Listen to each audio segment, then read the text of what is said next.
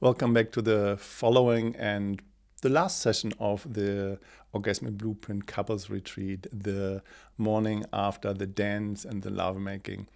So we had an amazing blast, and in the following session I will talk about the difference, how the satisfactory pathway of dopamine can create boredom in your system if the serotonin pathway that is oxytocin based is not really fully embodied. So if you aiming for contentment, relaxed arousal, and a different way of engagement, this session is for you. Let's dive straight in the last session of the Orgasmic Blueprint.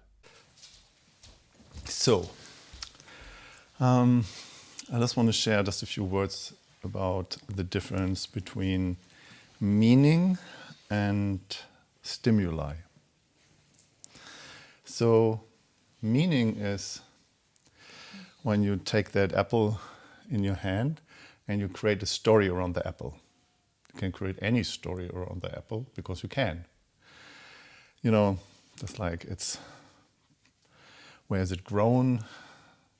Who is it being picked from a machine? How many sun hours does it have? Whatever, what kind of apple it is, different. Is it healthy? Is it not? Yeah, how ripe is it? Is it crisp? Is it juicy? You know, you can create every story around an apple. One of the stories that I like about apples is the Garden Eden, the tree of life and the tree of knowledge. Yeah? The tree of knowledge is knowing how to be with sexual energy. Yeah, so the tree of knowledge is, in the bigger picture, that orgasm and climax can make reproduction, and then Adam and Eve in the Old Testament literally started to instead of and I'm not really deep into that story, so I create my own story around that story. They're just literally picking the fruit not from the tree of knowledge, they're picking the fruit from the tree of life. And then they're eating the apple. So symbolically, they're taking the climax and the orgasm, and then they are punished with shame and getting rejected out of Garden Eden. It's a story. Whatever you make with that story, I don't mind. But there is, please take an apple. So, it's one of a story, you know. Stories are good, stories are important, and we deliver knowledge about stories, and so it's nothing bad or wrong about a story. And then you have on the other side the stimuli about that apple. You just feel it with your hands, and it gives you some information. You just get some temperature around it. It's a little bit sticky. It's kind of round and soft, but there as well there is this part here where the flower was, kind of a little bit crunchy, and then on my side here there is the little stick that's kind of a little bit flippy around that, and I could press and I could feel the density of it. Yeah, so it gives me a lot of information, and that's all stimuli. Yeah, so different nerve endings delivering different stimuli in the hands. And there's one specific nerves in the hands, and there are in the hands, because there are no hair, there's a so-called C fiber. And that C fiber, we have that in the fingertips, tons, gazillions of them. We have them in the lips, and we have them in the genitals, so the clit and the gland of the penis. So this part where no hair, there are tons of the C fibers. Under the feet, for example. And it has something to do as well with the C fiber combination and the amount of them, because you could literally read Braille with your fingertips. You know, blind people can read Braille, but try to read Braille with your clit or with your penis. It looks definitely weird when you're standing at an ATM and trying to figure that out. It's another story, you know. It's just like so that you. These pictures in the head. Even that's a great thing about story. Everything is a story in a way. I'm just reading the line text with my penis.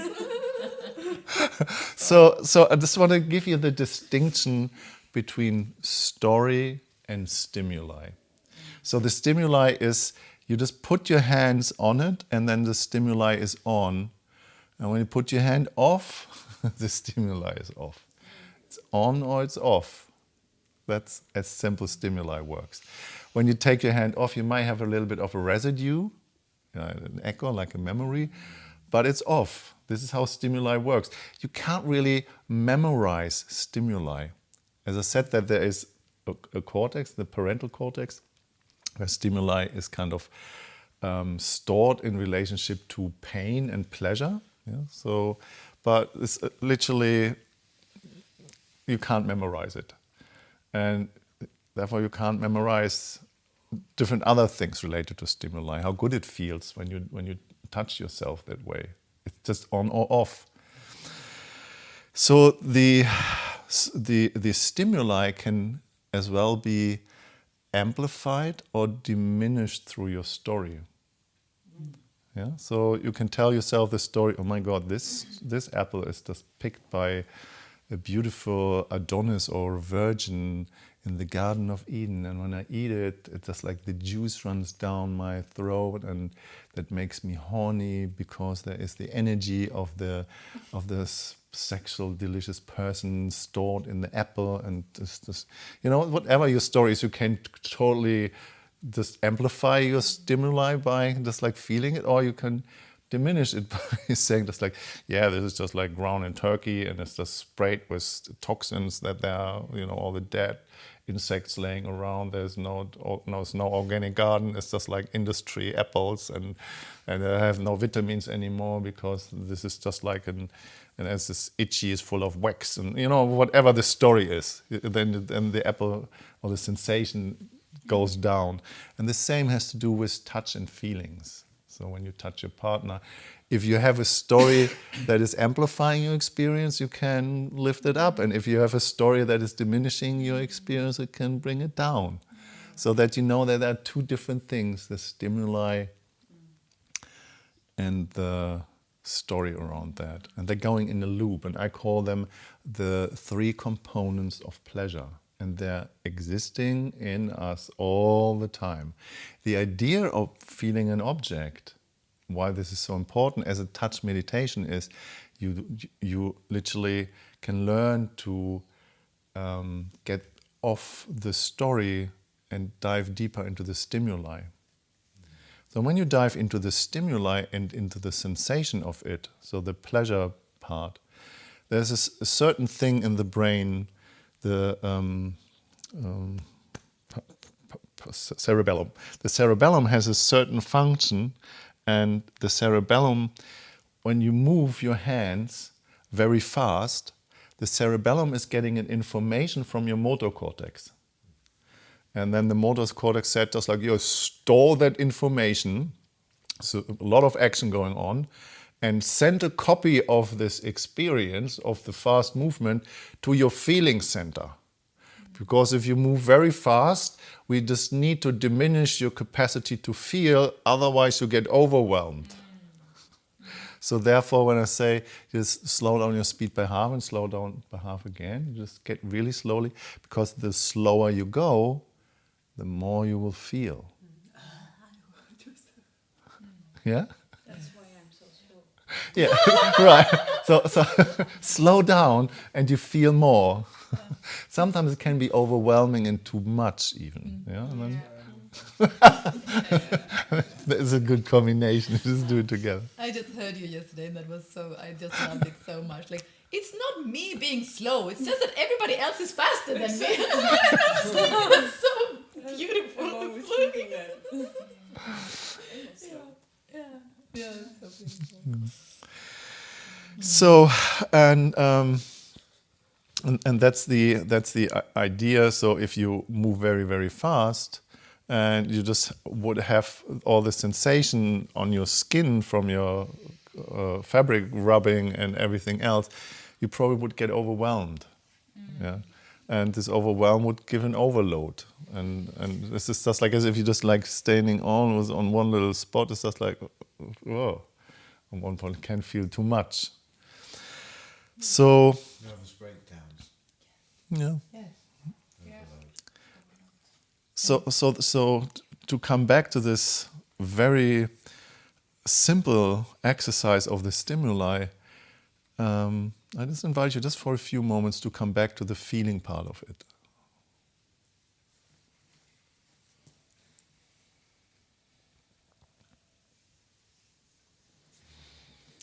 And this is a little kind of sport exercise, training for your noticing brain.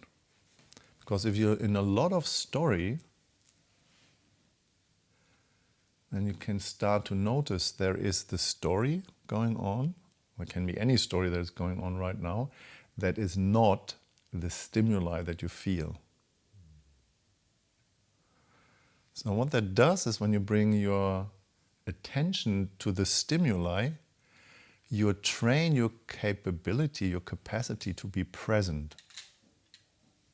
Because when you're in a story, every story comes from the past or is projected in the future. Story is not here now, it's not in the moment.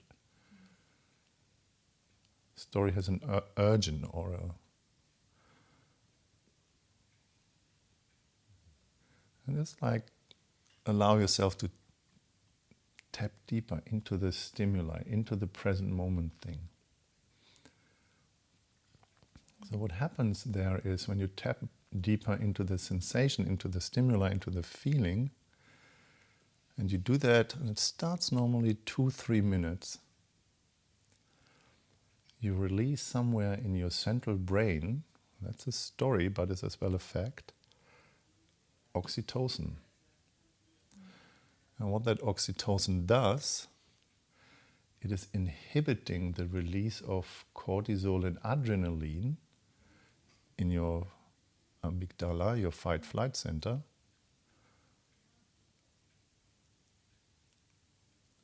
And all of a sudden you notice there's a self-regulating, soothing dynamic going on. You just can notice a neurological shift of relaxation, just in micro doses. Keeps you present, here now. And the story somehow doesn't really matter anymore so much. Because it was just a story in the first place. Whatever the story is, or was.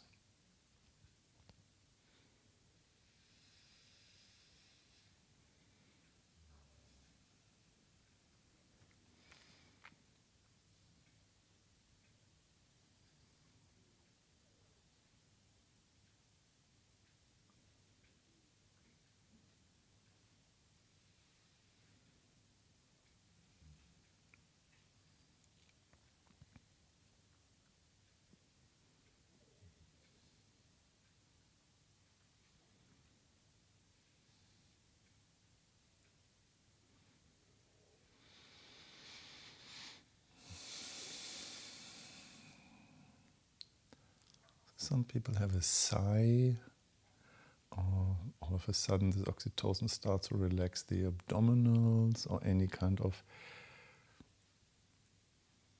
tense body parts, or the story in itself, and you just drop by a miracle into the present moment. There's nowhere to go, there's nothing to get. It's just radical here nowness. Doesn't mean anything. It's just super simple.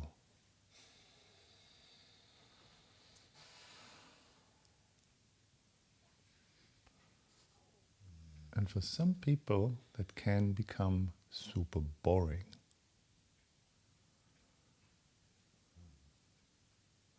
So while you notice to some degree that there is a neurological shift going on while you are in connection with the stimuli, I invite you to opening up your eyes again and do the same thing, inside and outside awareness.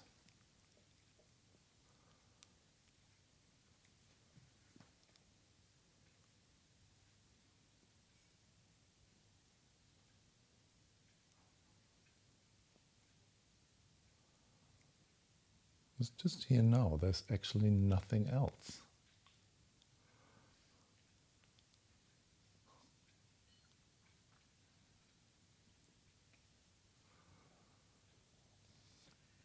Is it a spiritual path? Maybe. You choose.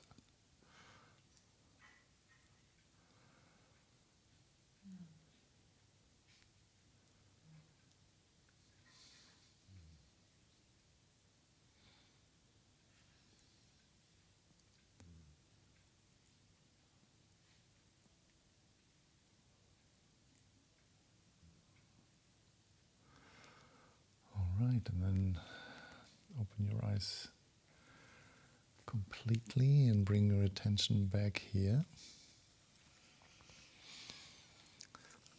And I want to share a little bit about the two pathways of dopamine and serotonin. Yeah? So, when you release oxytocin and you start to relax, your nervous system is regulating. And I guess everybody could feel this micro shift in just like, oh yeah, okay. There's no story needed here, it can just be. And you're on the oxytocin pathway. What it does, when you release oxytocin, it just opens up the release of serotonin. And serotonin, as a neurotransmitter, has the function that the neighbor neurons, when they start to click in, they inhibit the neighbor neurons. Yeah? So the neurons starts to fire, and the more they start to get activated, they making the neighbor neurons less activated. And what that does, it creates a pathway of contentment and happiness in the moment. And you notice that as a feeling similar like, oh, it is good as it is, I don't need anything else.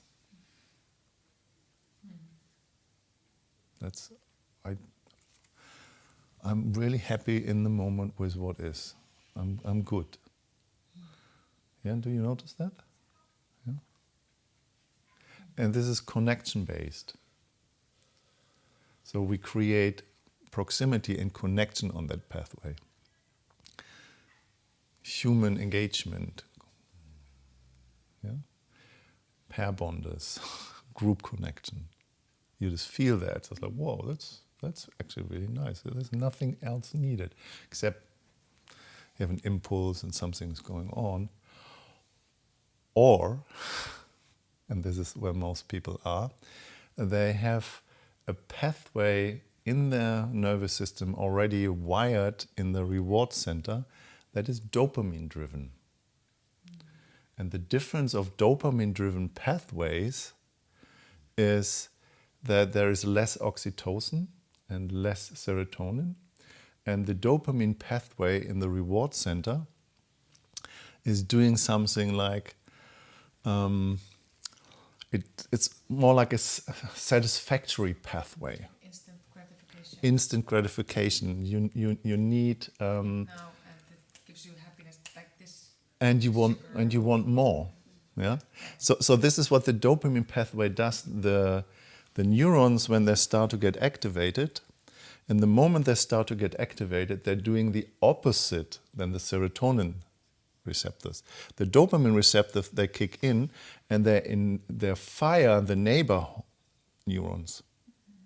And then you have another two, and they're getting more instantly, so instant gratification, and that makes you feel more satisfaction, gratification. Just like wow, this is just like this is so fucking cool. Just just turn it on, and it tells your system, this feels good. I want more.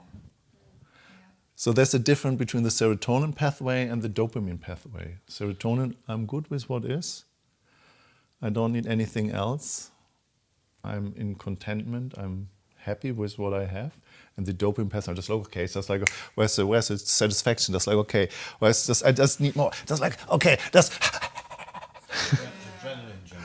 yeah, in a way. So here comes the thing, and this is really, really interesting. And I've observed that so many times, that there's a distinction between the dopamine pathway, let's say, that has this vibration up here, and the serotonin pathway has a vibration here. I'm good with what is, I don't need anything else. Just like, wow, it's just like I bring it on. So I sit with people who have a dopamine imbalance, what can be as well related to sugar, caffeine, nicotine, alcohol, gambling, climax. And so the highest dopamine release that we can have is through climaxing.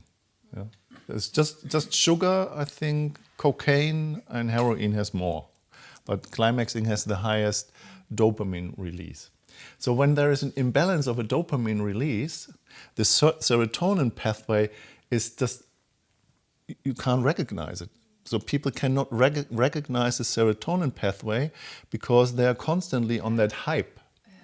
And what happens in that hype between the dopamine pathway and the serotonin pathway is there's the gap in between. And this gap is not being satisfied, is boredom, is emotional imbalance, and all kind of stuff coming up. And to bridge this gap is too much of a task to go down and relax. It's a lot of effort. It's a lot of effort. Yes. So this is why this is such a revelation to just start doing that for, do it for a month. I have, for example, just started recently a Facebook group that calls the 21-day full moon edging challenge. So do 15 minutes of self-pleasure in this way on a daily basis. And if you want to release, just do it on full moon, because it has shown me that it doesn't drain me, for example. Yeah? And then there is this thing, just like some people ask you, but how often do I release then? And then there is this, there's a tantric idea behind that. It's just like you say, well, in your teenage time, you do that once a day, maybe even once an hour. Yeah, so once a day. When you're in your 20s, you release once a week. When you're in your 30s, you release once a month. When you're in your 40s, you release once a year. And when you're in your 50s, you release once a decade. And in your 60s, you stop releasing. This is a tantric thing, and I don't know how. Everybody needs to make up their own mind. I don't take that for. I don't like rules, Asa. Not at all. This is kind of, if you're just interested in Tantra, there are all the scripts, and this is one of the scripts I read somehow. I don't do that. Your opinion. What is your personal opinion? Your body will show you. You will know. Your body knows, and I notice in my body, depending on how or what I've eaten, how my emotional state is. Have I slept well? I'm totally connected to the moon cycles, and I found that out, that on full moon, if I release on full moon, I don't feel drained. I don't feel a crash energetically. I don't feel that way up there. So it doesn't happen for me this way. It's just a different thing. But I still think it's a nice illustration, sort of having it. If you, by age, feel that you don't have the same need for that, Yeah. it's okay. It's okay to know if it's you okay. have the need, you have the need. Yeah. But it's sort of somebody else has seen that it could be like that. Yeah. So, Yeah, can I just share Yeah, a please story add. about the dopamine and serotonin? Because it's like it's so easy to just go into the like being the junkie of the dopamine thing. But like for us, for example, we see each other every second week because I have my daughter every second week, and then of course we can see each other daytime sometimes and so. And then like during that week, especially not so much now, but when we started to see each other and relating this way, becoming lovers, it was like my head started to do all these stories when we were away for a week, and it was like so many things that we learned to know you in different ways and so on. And I was like this and this, and I created all these like things, and I was like, I need to talk about this and this and this and this and this because this is important. And then we came together and fucked, and then I had nothing. It was like there was nothing to talk about. There were so that week just went by, and there were no problems at all. And then when I went into my other life, it's like, and then back. And also like sometimes I get in the dopamine when we meet, and it's like, when will we meet next time? How much time do we have now? Is this like enough? Will we have time tonight? Or what is like securing the next, like so I can get that, and then like just feel like, okay. Because I'm in something like I want to secure this, like I want to make sure that I have enough for later, and so it's so easy to do that all the time, to fall into more, like or you just feel right now. Yeah, I definitely think also it's natural as a female.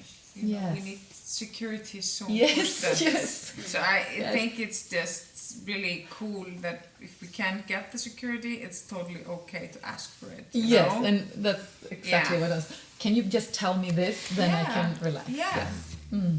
Yes. That's okay. Yeah, I just need to share. So, so right now, where we are with our meeting here on that weekend, so we have another 2 hours to go before we go into lunch. And then is the question, how do you want to spend the rest of the time? There's so many tools that I have not shared. And how do I know which one is most needed, and I could just like share a ton of them, and then some of them are great and some of them are not great, so I don't know. So I would like to hear where you are right now after this few days that we had, through the experience that you had, where you are individually, and just having a few words from each and one of you. What do you need more of? What would be a tool that you would like to take, or you would like to have for something that you maybe struggle with in life? And then I can just like go from there. Then there's another opportunity as well, that Jessica can offer a group session on a hypno journey. So if you have an obstacle somewhere in the past, it's a fantastic way of working, kind of going to that point and redo an experience in the past to reshape your future. So there are different ways of doing it. And I would like to hear, maybe we start with somebody who feels like the urge of sharing, I want this. So who's first? Are you willing to draw an arrow between mobilization and shutdown that is bi-directional? Yeah? On this chart. Because we can go from mobilization into shutdown, and we can go from shutdown into mobilization, expressing emotions and feelings. An arrow both direction between the mobilization and shutdown. Is that what you said? Yes. So there is the green circle, mobilization. Yeah. To shut down. I don't understand. I'm shutting down now. I have to. Here? Yes. Oh yeah. Like this. An arrow both ways. Or Both ways, yes. Because Yeah, that was such a weird instruction if you didn't know that. Yeah, I was like, yeah. but thank you for noticing what was happening for you. Exactly. You're like, what's happening? Yeah. Can you give an example? Yes, people are in trauma, have an accident or being violated or something, and the This is good. nervous system shuts down, and then we are in a place of numbness. Yes. And If so we move. so every therapeutical approach that includes mobilization, dancing, moving, screaming, shouting, getting just like, I would have run and fight in the situation, but I couldn't because my nervous system was dictating me a shutdown. It was more safe to do it this way. but then you have stored all this release of cortisol and adrenaline. But then going in mobilization, you just actually close the circle of the experience, and then you get over it. So it's through the verbal break. And when you don't have to go through that. yeah, right. So you can go straight into mobilization, just shaking and screaming, and then all of it. 1 second. And mobilization to shut down is you have an accident, that you don't feel pain when you crash. Your nervous system is saying, okay, you will get overwhelmed, it will hurt, and you're numb and just like, whoa, phew, I could survive that. Well, you have a broken leg now. Oh, yes. The guy with the lion. Yeah, so the guy was a lion. But couldn't that also be the other direction, like to mobilization, when you hear these stories, like when you are in an accident or something and you are saving your child and you're almost lifting a car or something, for it's example. like you just get into really mobilization in a way that you couldn't be in another. Yeah. So first of all, what I have heard, and that addresses what you said, and you as well, was coming into the age with performance. And first of all, this is another structure. When you see the hand, this happens in your teenage time about erection. 20, 30, 40, 50. That's the natural part. I don't want to believe that. Because I'm still here in my 50s, and what it does is the main thing of having an oxytocin-related erection. That my cock is responding to love, not to dopamine anymore. And that means that my cock is soft and operates like an antenna. And this antenna can feel love. It's just phenomenal. That means that my cock doesn't have to be hard all the time, because it's not about the performance and friction, it's about the sensing of the skin, like we do that with the object, because my penis can feel like my hands, and I feel micro movements in the same way. And it doesn't need to be super erected and hard all the time, even though if I don't ejaculate for a long time, it's just like,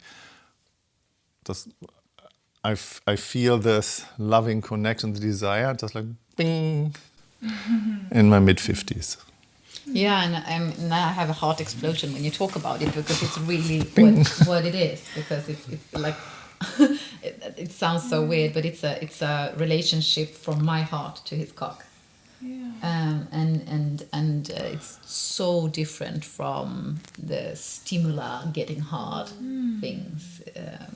Or from the fantasies getting hard, or from the horniness getting hard. And we had this conversation about this morning that, in the reproductive age, that goes till mid-40s, something like that, we have our sexual arousal and turn-on is related to attraction. And when this is reproductive arousal, but reproductive arousal and attraction on one point is fading off, because I'm not interested in reproduction. I'm interested in the pathway of transformation. And this is not related to performance or to the dopamine pathway of satisfaction. So that means there's a place that I call relaxed arousal, and relaxed arousal happens on a different level in the nervous system. It is not the sympathetic pathway anymore. It's the immobilization pathway, so the safe side of the parasympathetic, the dorsal part. So that means that my penis responds to waves, and sometimes I have difficulties getting hard. And even though my programming is I need to be strong and tough, it's a different thing. It's just like, well, I can't be hard all the time, even there's love, because, age plays a role, and there's specific something in age for men in particularly that calls nitro oxide or something in the blood vessels. That means that you need a higher dose of oxygen to literally get your body in the place. And that comes into the breathing part, and then it fits in there. That the habit of contracting the pelvic floor doesn't allow yourself to feel this relaxed arousal and expansion, because the nitro oxide and the oxygen delivery is literally not happening. So the entire relaxation happens when the clenching, the contracting, the squeezing, the holding, the mula bandha, what so many direction teaching to just keep your pelvic floor intact and healthy. It's just it's counterproductive. So what is happening, and I can show you that just right here, right now, is instead of, and this is what most teachings are, they teach you to breathe in and clench your pelvic. Yeah, forget that, please. It's not supportive. There might be some yoga kind of mudras and dynamics where you can do that. If you just want to kind of get your pineal gland exploded and have a super release of DMT, but this is not sustainable. You don't want to live your life like that. So the opposite way is just much more supportive, and it is when you just breathe in, as if we have done that in the TRE, as if you're breathing in through your pelvic. Yeah, and you can do that right here, right now. You just inhale and expand as if you pushing out as if you're doing a fart. You just inhale and just slowly expanding your lower abdominal and your pelvic and your yoni or your balls. Yeah, and when you breathe out, you relax. You breathe in, expand, and you breathe out and you relax. When you mean expand, you don't mean squeeze it. You're not squeezing, the opposite. The opposite is Because I used relax. to that. yeah. Relax. So breathe in and expand. You breathe in and expand, as if you want to push out your. Like you want to fart. Like you want to fart. Like You do that when you breathe in. yes. Breathe in, So it's like push out. pushing down and in, Yes, and then out. and then you relax. You breathe in, expand, you breathe out, and relax. And this, one second. And this entire contraction thing, you can completely forget. It's good for women after labor to get back in shape when everything is expanded. But, you know, if you're doing 10,000 steps a day and you're walking normally and you're doing normal workout, your pelvic floor is in good shape. It doesn't matter how old you get. So this yoni egg thing. Bullshit. Yeah, you don't need it. Yeah. So I would say, just when we talk about that, like that's the Stop the anal egg. so the first thing to stop. Wait a second. Did we have attention? Yeah. No, it's just like the first thing to stop if you do that as a woman, to squeeze, like stop, like no contraction, never, ever, ever. It's good that I was so lazy. Yes. Yeah. I never started. Stop it. Yes, because what that creates is friction. Good luck for him not to come. And he's not like, the energy is like, it's not the energy running, it's like it's more the friction. So I wanted to speak a little bit about that also, with like having too much sex and so on. It's like, you are the first person in my life I never ever felt any, like, not even the slightest irritation, and we could fuck for hours and hours and hours. And I think it's because of so much relaxation, and then moisture, and the, like, it's like so like soft and fluffy. It's like ridiculous sometimes, and it's like, is this even possible? Because it's like so, and maybe that doesn't really need to help it somehow as well sometimes, maybe, but it's like the relaxation into that, and the You mean the sex? Insects. Yes. You breathe through your yoni when you inhale. You breathe through your cock when you inhale. You relax when you exhale. Specifically when you come to the point of no return, and then when you come to the point of no return, this is exactly what you do. You just actually, when you make love, when you're inside, You just don't need any much friction. You just stay there for a moment and just feel, and then you just breathe into your cock and you breathe into your yoni, and then you have this expansion together, and then you breathe out and relax. You breathe in. And the same when you come closer to the point of no return. It is an oxymoron, and you need to be really careful about that when you start doing that. Normally, the response is you pull out if you just don't want to come inside. Yeah, most men do that. I've learned that. But if I pull out, I have no chance. I cannot handle it. I come. Yeah. But if I stay in and I breathe in and I just stay in that connection and breathe in and I'm in eye contact and say just like, okay, and you can feel where I am and you just breathe at the same time, the energy stays in this vibration. And that's when I'm saying you need to team up together with eye contact. Yeah, just like, where are you? When you talk about it, just like, oh my God, do you feel that? What's going on here? It's like, oh, well, yeah, whoa, this is, whoa. Ooh, okay, I'm good. Yeah, can we just stay there? Yes, we can. Okay, so, or you say that sometimes, oh my God, it's just like, I'm just falling off the edge. Help me, help me, help me.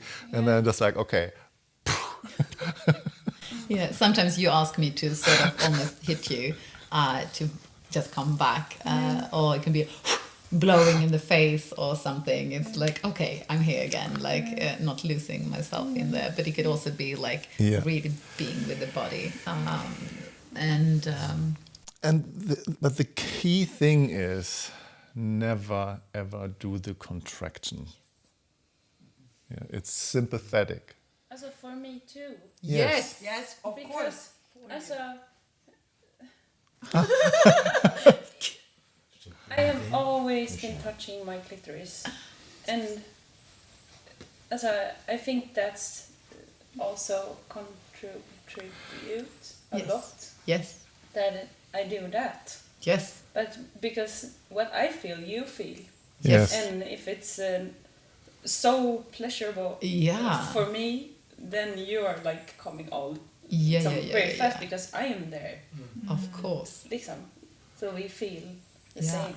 Yeah, Definitely. and with the clit is the same thing. It's an erectile tissue like the penis. So it's the same tissue, differently developed. And you can have a clitoral erection as well. So your clitoris doesn't need to be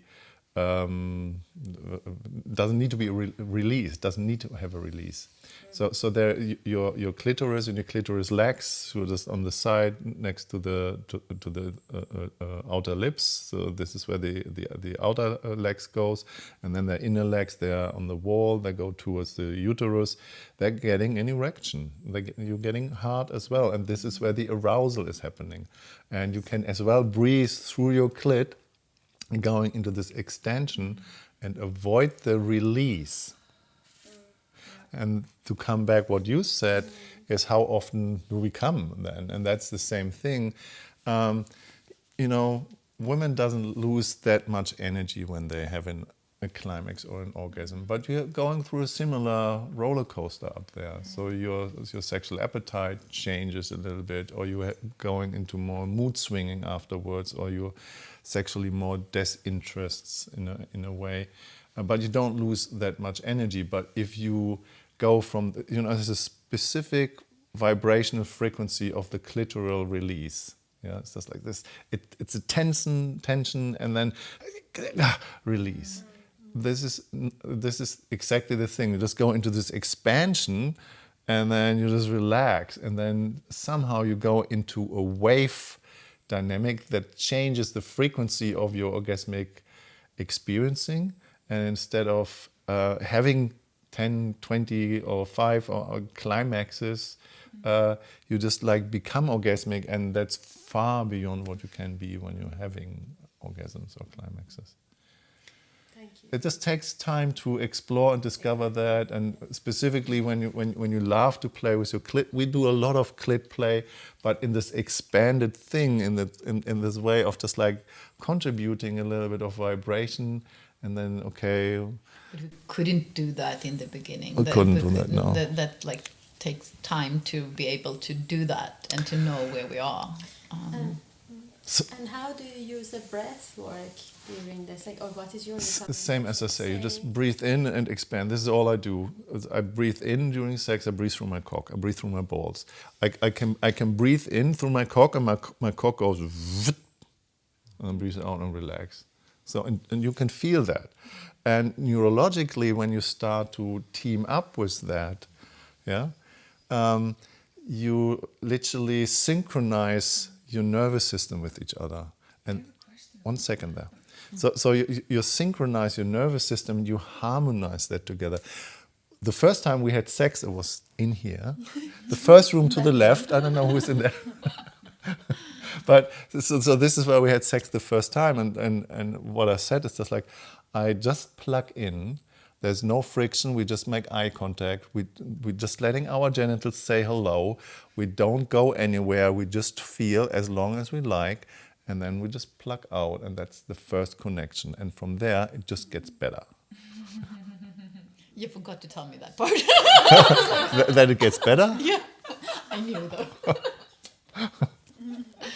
No, but when we talk about this is for me it's so important because that's I see it as I had a lot of experience and then I needed to change all those scales to like 10 times or 100 times them, like really like go on a total different scale. And one of the biggest part is me not being mobilized. Like I am so fucking relaxed and I can absolutely not squeeze. I cannot if I even like tense my muscles, you will feel it and like relax. So it's just become like jelly. Yes, I'm jelly. I am a jellyfish so often. It's like not a single muscle in my body is active. It's like and I'm like so soft, the whole being. And if I need to change position, like even the slightest, and you're like, whoa, you tell me, I move you. So he moves me. I manhandle you. Yes, it's like I cannot even like change my leg without telling him when we were like in that edging. Like that little movement can like just make him come. So like to really pair up and to be as relaxed as you can, and this takes time of course as well, and it's different positions, and then I can be active and so on. But to really practice not to have any tensions in any muscle whatsoever. But we women, we have like, we should squeeze, we should have a tight pussy, we don't want to be a dead fish. Massage is called. Because we were supposed to like we have learned to be something else. But this is the So, and then one of the most important pieces is when you want to neutralize this dopamine arousal, sexual gratification thing, you can feel with your genitals inside of your yoni, of your vagina, and I can feel that on my cock, like, and can feel it here on my fingers. There's oxytocin-related pleasure in the genitals, and when you find that spot in slow motion movement, you do have a gazillion firework of microsparks, where every little microspark can just like ignite an explosion that you want to avoid. Yeah, you just like enjoy the little sparks, you enjoy the journey, you enjoy the ride, and it's extremely pleasant.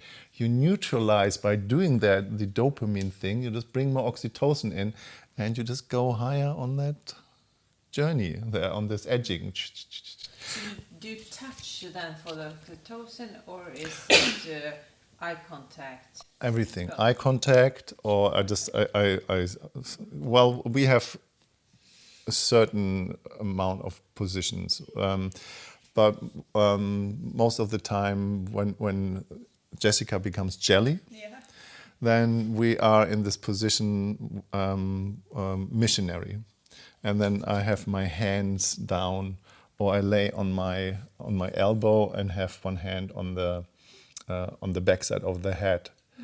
So where I have the whole body contact, or I sit in front and then I have my hands free, and then I just massage the body and do a lot of touching and sometimes de-armoring. Just like I do that, just like when I feel, okay, where's the body tense, I just go really deep into the tissues. That's why I have like prickiga lår. We I have no idea where they came from. It's like all this Yeah. strong fingers. So it's a soft, sensual, oxytocin, loving touch, massaging movement, or my hands are trained. I feel where tension is. There's a muscle, and I just play and trigger a muscle or go deeper in when we're on the edge and kind of make sure that the body is getting kind of a little bit lower, and sometimes we're extremely hard fucking in a very good way and very delicious way for a long time, and then we still have this eye contact, and then the wildness is coming through, but that needs practice. We could not do that in the first night, so it took us some, we just team up over a month, and then just like, okay, so how do we want to dance together here? We want to get really good in this dance, and I love that dance, and How do you do if both need, because you needed to learn to be jelly before you could move? Well, the main... Is it different between male and women? Well, the main thing is having a cultivated self-pleasure practice, that you learn to find your edge on your own and make sure that you don't clench and contract your PC muscle. And that you stay in the feeling with your hands and with your penis when you're coming closer to the edge. Make sure that you don't use fantasies. Make sure that you don't use pornography. Make sure that you don't run towards this sensation. Just stay with the experience. Yeah, and I love this teaching so much because, like you said, you need some whys when we started. Like, why doing this? And people tell you, don't come, don't look at porn, like, don't do this. Like, we have, okay, this just sounds so boring, all these things. But it's like, yeah, but you are on a dopamine pathway. Now we know the knowledge, we know the difference. And that's so important, I believe, because a lot of teachers never teach this. And so it's like, then like, if I want to get rid of that or stop that, then I know why and I know the benefits from it. Is it a good idea for me to maybe not touch myself there for a while, just to build up Definitely. Yes, and for you to peer up when it's too intense, like, because you're intensifying it a lot, and he feels everything of that. Yes. Like, it's like slightest little spark, he feels it. So if he's inside of you and you do that, it's like it's a hard training. So maybe like take that a bit slower, like, and do that together for a while, and then you can see like a little bit. And as I said that, to close that, this is a personal developmental journey. It's a structure, and I've broken that down where I said just like this is the 3-minute game, that the more you play, the more you personally develop, because you find ways that you don't find in any other way. And I talked about the 4 pillars of relating. And the 4 pillars of relating is, the first pillar is your base. It's self-love and self-care, feeling yourself, self-responsibility, your inflow, your emotional, mental ownership of everything that goes on in your body that's radical yours, that doesn't belong to anybody else. It just your base, it's your roots, and that means there is a language to this base, to these roots, and that's being capable of expressing your boundaries and being true to yourself. And the main language here is just being capable of saying no and saying yes to yourself. So that's number 1, that's the base. And then we had the second one. What is the permission piece? And we did that on the first day, where I asked you to ask each other, hey, am I allowed to touch and do with you whatever, and you take care of your boundaries or your limits if something is coming up. And yes, and so you have that as a container that you can evoke at any time in your life. So you're not banned, or no, what's the word to it? I forgot. So for the rest of your life, you can change that. But having this permission in place makes you self-responsible for your desire to reach out, being in action for what you want to feel. You have to become an autonomous, responsible being that is capable of reaching out and feeling whenever you need that. It's you're responsible to make that connection if you need it. Yeah, if you need that hug, you go and hug.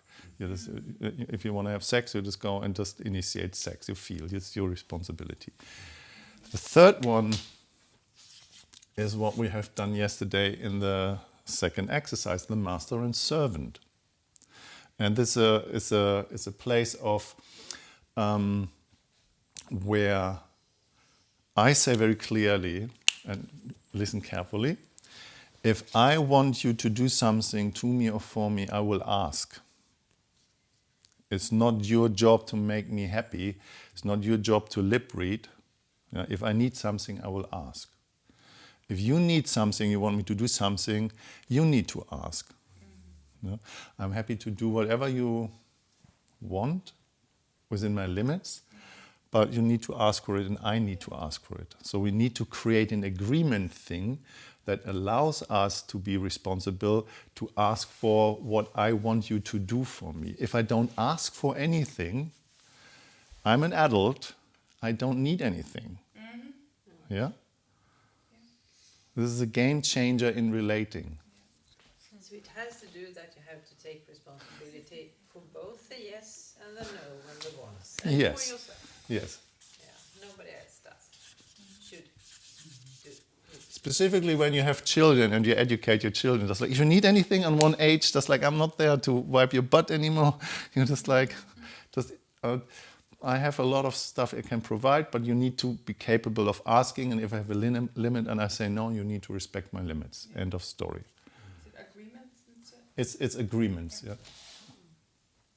yeah. Because agreement is a different thing than permission. Yeah, and when you see it from the 4 different dynamics, yeah, so you have 4 different things. You have the permission and the agreement, and I'll just break that down in communication in a second. And the 4th one is love and care. I love you and I care for you and I want the best for you. And whenever I can provide something, I will, because I can. So being a gift and giving my gift, providing what I have because I love to provide and to give. And when I see you struggle, I make sure that, I will ask, but, just like, and then the shadows can come in.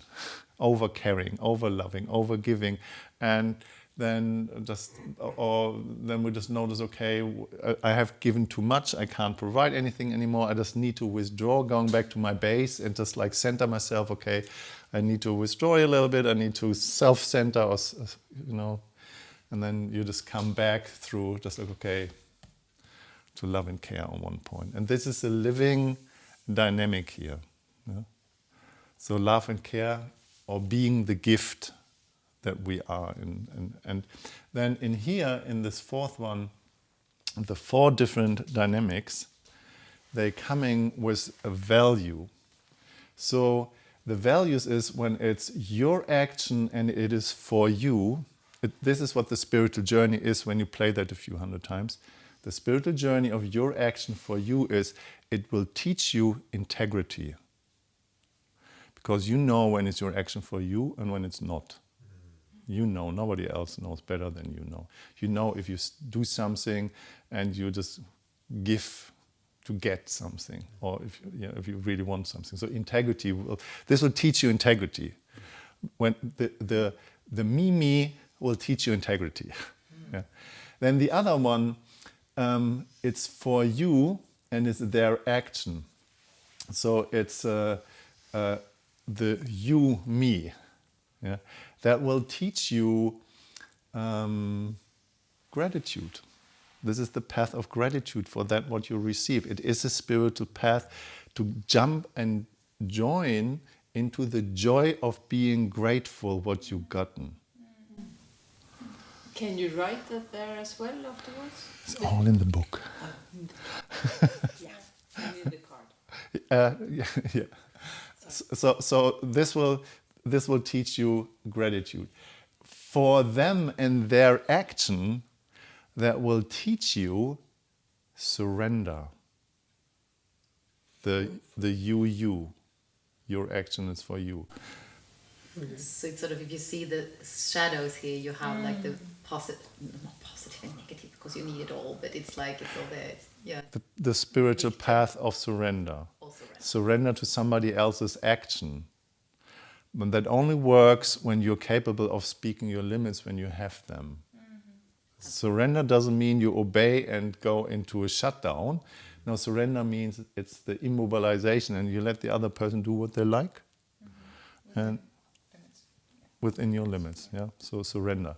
The other one, so your action for them, that will teach you generosity. You give because you have. You give because you can. Yeah. You don't give because you need to or have to, because you only provide because you have. So generosity will become a pathway. And if you don't have, you can't give. You can't give what you don't have. Yeah? So that will teach you, and you just do that a few hundred times. Just like, yeah, it's not that I really love to give that. It doesn't really gives me anything, but okay, it makes you happy, but I can provide that because I can. I have that. Really nice. And then I love this work very much. It's so easy to fall into the pleaser and giving because that's what you wanted to give, but not what the other wanted, and then you expect them to be happy for it, and it's like, okay. So down there are the shadows here, and the shadows, they are not wrong or bad. If there's an emergency in the survival situation, we need to be capable of making orders, giving demands, being harsh in a tone, because a split of a second can decide of life and death. Yeah? So, but we're talking about a relationship in the safe side of the nervous system. And then here the communication part is being capable of saying no or having a yes to our no. In permission, we need to be capable of making a request that is, may I do that in life, or making an offer. Hey, what would you like to do? Is there anything that you would like to do for yourself? Yeah? Would you like to have access to my body for the next half an hour and do whatever you want?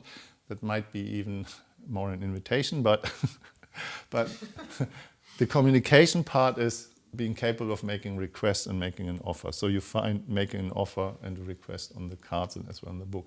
The same in an agreement. So request where you either ask, hey, is there anything you would like me to do for you? Is there anything that you need right now? Can I do anything for you? No, that was an offer. Request is, can you bring me the water bottle? Can you wipe my butt? Can you kiss my cock? So make a request for somebody else's action. This is the same with an offer here. The offer is just like, is there anything that you would like me to do? Is there anything you would like to hear? Is there anything you would like me to say that you need to hear when you feel that way? Yeah. So you can put your words in my mouth, and the way how I feel them, I will tell them to you. Yeah. So it can be very powerful using this agreement in communication. And the other one, love and care, it is an invitation. I want that, you want that too. So we both want that. And what is happening up here, you notice when it's happening, it is winning for all involved. There's no losing, no win-lose, or even not a win-win anymore, because win-win would include somebody is losing something, it's winning. You know, it feels good for both of us, for all of us. Let's do it the way how it feels in a broader picture. Yeah? There's more to that, but this is kind of this thing in a nutshell, as the map, as the blueprint, as the pathway. And when you know how to use that, it's just like It's good stuff. What do you call it? I call that the 4 pillars of relating, and or the communication part, and I haven't broken it down that way. Okay, that's me. Yes, yay! So, what I want from, or what I would love for you, or take in a few minutes, take a yoga mat, take a blanket. If you like, use everything here that you would like to make it comfortable for you. Pillows is okay, like so you can be soft and relaxed. If you think you're cold, put something on, because I want you to be really relaxed and comfortable. There are more blankets in the we have even more in the blankets on entrance those. there. If you want 2 layers beneath you, take that. Or if you need a pillow under your knees, take that. Or whatever you need to be comfortable. Also take a quick pee if you need that, so you don't have an issue with that need. So let's don't take too much time, but make our nest, take care of our needs, and then I will talk when we are laying down. So I hope this session was an eye-opener for you. It was for many in the retreat, the difference between the dopamine satisfactory pathway and contentment based on oxytocin and serotonin, how boredom is formed and how addiction is formed in specifically the hunt for the goal and staying relaxed in your body. So the following session is the session where Jessica is guiding you into a hypnotherapy session. If you have any deeper layers of obstacles in your past, in your history, then this session is for you, where Jessica is guiding you into letting go of deeper belief systems around your pleasure, your orgasm capacity, and your eroticism. See you there.